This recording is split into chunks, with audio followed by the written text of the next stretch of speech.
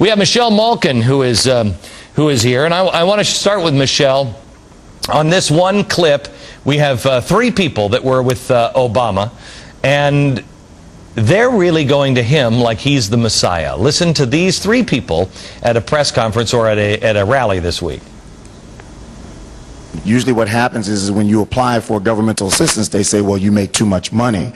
If you go from making $3,000 a year or a month to $1,100 a month, how are you able to take care of your families? Why can't we have that to be automatic, that goes along with your unemployment tenure, that you can get government assistance that's an automatic for you? I have an urgent need, unemployment and homelessness, a very small vehicle for my family and I to live in. We need urgent, and housing authorities have 2 years waiting lists, and we need something more than the vehicle and the parks to go to. We need our own kitchen and our own bathroom. Please help. I've been at the same job, which is McDonald's, for 4.5 years because of the fact that I can't find another job. Now, with the fact that I've been there for as long as I've been there, do you have any plan or any idea of making one that has been there for a long time receive any better benefits than what they've already received?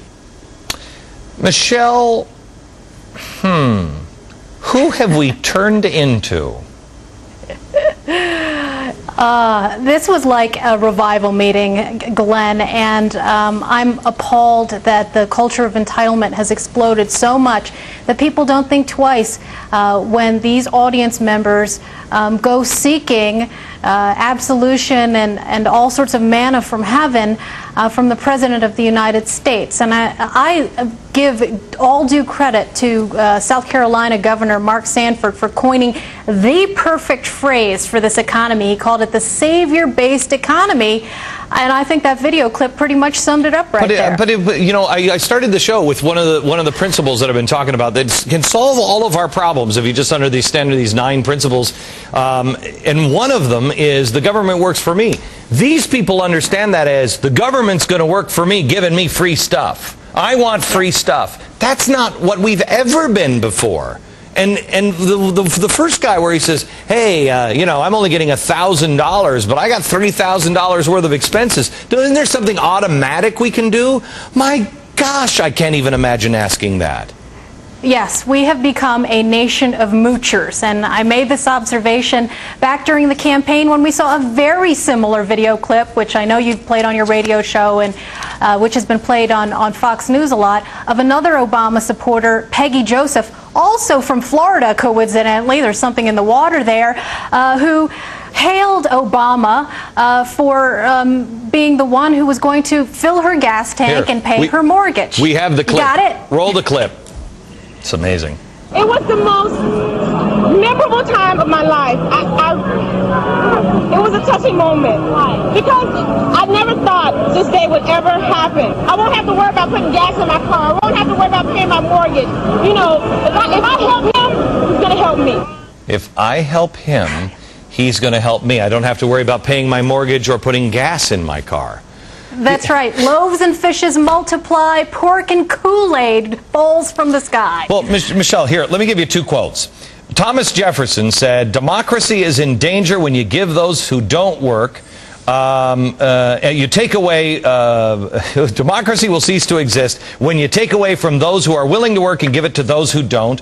Benjamin Franklin said this, I'm doing good for the poor, but I differ on opinion of the means. I think the best way of doing good to the poor is not making them easy in poverty, but leading or driving them out of it. That is 180 degrees in the other direction. How do we get back there? We have completely forsaken those founding principles. The only way to get back there is to rely on the party in Washington that is supposed to stand for those principles of personal responsibility.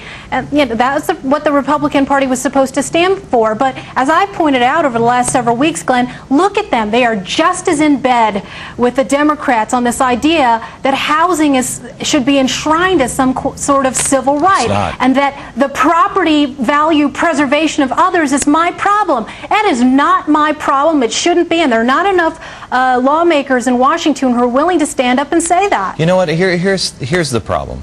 You know, I talked on the radio show today that I think that we're looking at the Titanic, okay? This is the greatest ship ever built. Now it's got a rip on the side. We are trying to save the boat. Stop saving the boat. It's about the people. Get into the life rafts. We can build a new boat. Let the damn thing sink. If it ripped a hole in the side, or if it wasn't built right, fine, we'll build another one. We know how to build great ocean liners. But all we're doing is paying attention to this ship, saying, no, we can't lose it. It's not about that. It never has been. It's about the people in America. And we've just turned everything upside down.